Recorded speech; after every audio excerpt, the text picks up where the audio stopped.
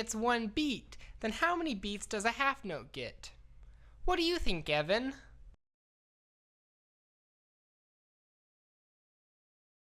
Wow, Evan, how come you can't answer a simple question like this? Sometimes you're no better than a sack of... Nelson, be kind to Evan. Sometimes he has difficulty understanding the questions I ask him because he doesn't process the words I say as quickly as you can. What does that even mean? That sounds stupid. Well, Nelson, Evan has a hearing processing disorder. That means that he has a disability relating to the inability to process and comprehend the information taken in by the ear. Simply put, he has difficulty processing noises related to speech. Exactly. It's not that I don't understand the answer, it just takes me a lot longer to understand the question. Nelson, you thought that I zoned out when I actually was trying to comprehend what Miss O'Neill was asking before answering. I guess that makes sense. So you have a tough time learning things because your brain is slower than other people.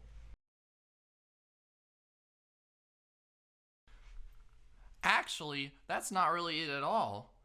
Mrs. O'Neill, can you please explain the differences between my auditory processing disorder and the other cognitive disorders?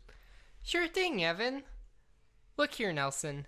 Your statement would lead one to believe that auditory processing disorders affect the entire brain, when that actually isn't true at all. So if it doesn't affect the entire brain, what does it affect? Now that's an excellent question. Auditory processing disorders primarily affect the parts of the brain having to do with understanding of speech and sounds. It's not that Evan cannot understand, it's just that his brain struggles to discriminate between certain syllables as well as speech and background noise. The ears hear just fine, but the brain confuses the information the ears transmit. Exactly! For instance, when Mrs. O'Neill asked how many beats a half note gets, I knew the answer was 2. I just had to figure out what words she was saying to know exactly what the question was. This disability has made school very difficult for me. When I first came here, I, just like everyone, wanted to make as many friends as possible. Unfortunately, because many people don't really understand what I go through, they think it's better just to leave me alone. So while everyone else plays with their friends, I don't really have anyone to play with. To make matters worse, school is difficult for me too.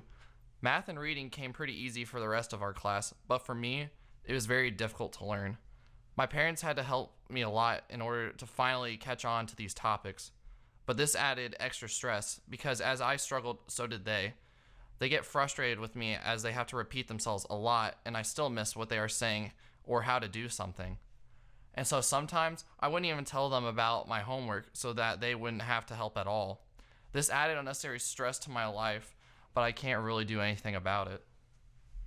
Wow, I never realized that this affected every part of your life like that. But I still don't really understand how it can be so difficult for you to understand all of these things. Take a look at this video I found, Nelson. It will actually show us what it's like to have an auditory processing disorder just like Evan.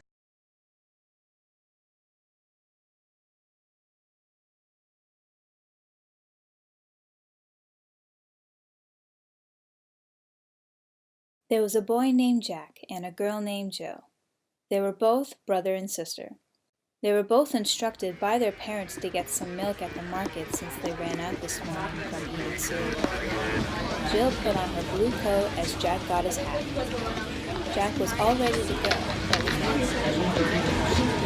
not three pairs of shoes to wear. Eventually she decided and off they began their adventure to the market.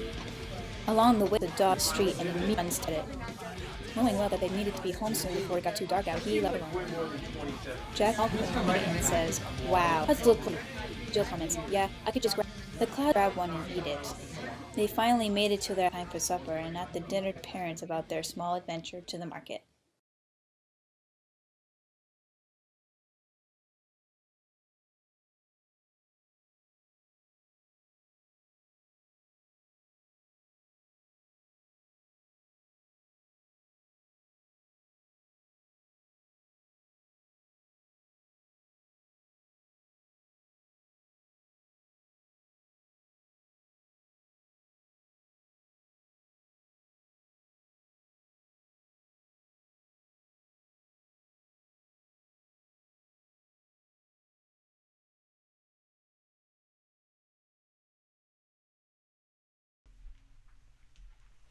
Okay, Nelson, were you able to answer all the questions at the end correctly?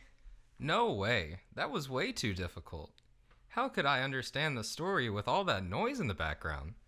That's exactly the point, Nelson. You got frustrated watching the short video, but that's exactly what Evan experiences all the time. Wow. I guess I didn't really realize that. How can I help people like Evan with auditory processing disorder? I'm glad you asked.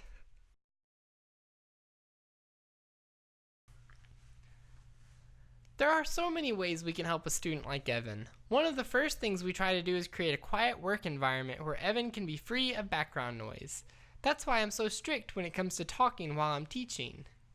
We also let Evan sit at the front of the class so that he's away from the air conditioner and windows where additional noise pollutants come from. I also wear this headphone during class, but they don't play music like you might expect.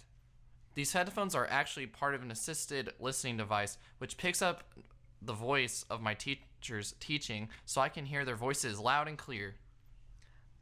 I also make sure to check in with Evan frequently during class to make sure he's understanding what we're working on. That's actually why I asked him the question in the first place. That's also why I leave the room during all of our big tests. It helps me to have extra time on these tests and to be isolated even more from unnecessary background noises. That's really cool. I honestly never noticed any of those things. So Nelson, do you finally see what it's like for Evan to have an auditory processing disorder? I do.